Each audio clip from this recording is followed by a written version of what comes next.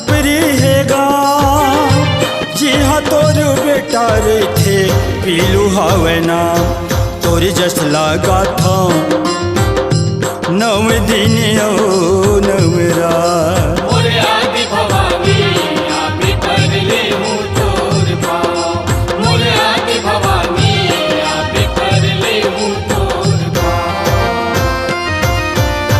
माउली के तीर में दाई माउली के तीर में दाई खपरी हैगा जी हाँ तोर बेटा रे थे पीलू हावना तोर जस लागा था नव दिन नवरा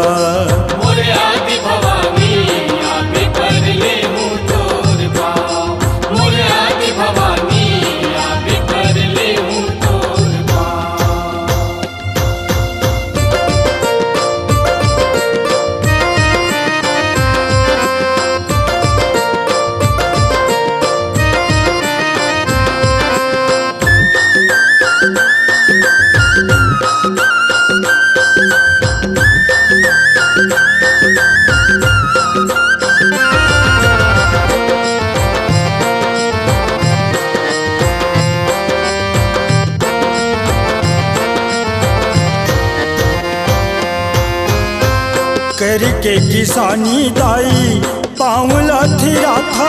वो करके किसानी दाई पावला थिरा था वो तोर जस गा के दाई मन हरिया था वो तोर जस गा के दाई मन हरिया था वो नव दिन नवरात दाई सेवा में बजा था वो नव दिन नवरात दाई सेवा में बजा था वो चैत कुंवर में दाई जोत में जला था वो चैत कुंवर में दाई जोत में जला था वो चैत कुंवर में दाई जोत में जला था वो तोर गुण लागा था नव दिन नवरा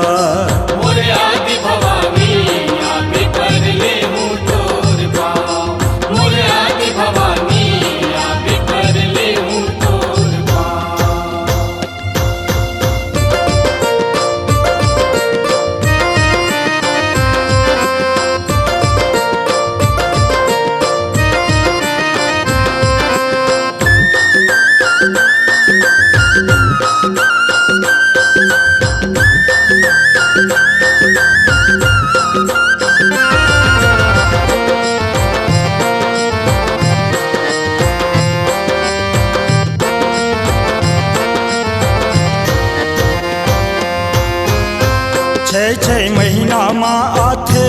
पावन परब वो छः महीना माया थे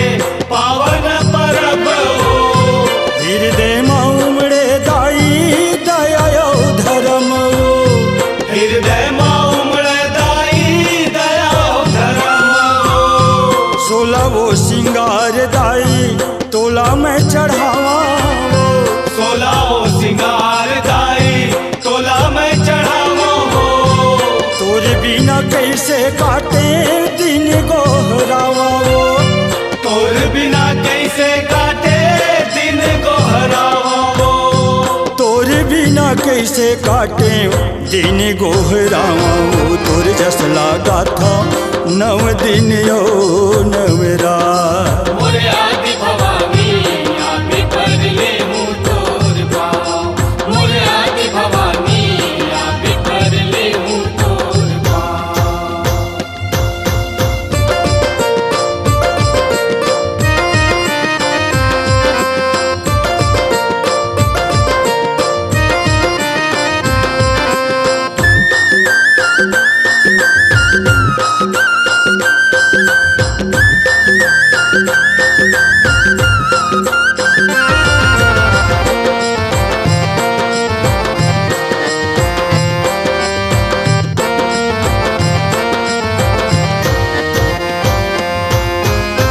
छत्तीसगढ़ भूया माँ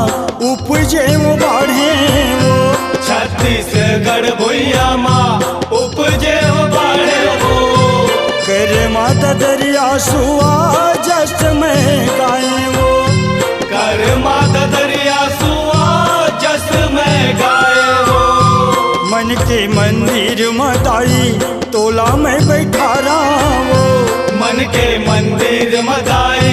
तोला में बैठा रहो। प्रेम भक्ति के दाई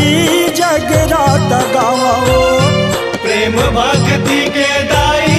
जगरात गावो। प्रेम भक्ति के दाई जगरात गावा वो। तोर जस लागा था नव दिन यो नव रात, मोरे आदि भवानी आदि पर ले हूँ तोर पाँव। मोरे आदि भवानी आदि पर ले हूँ तोर पाँव। माउली के तीर में दाई, माउली के तीर में दाई खपरी है गा।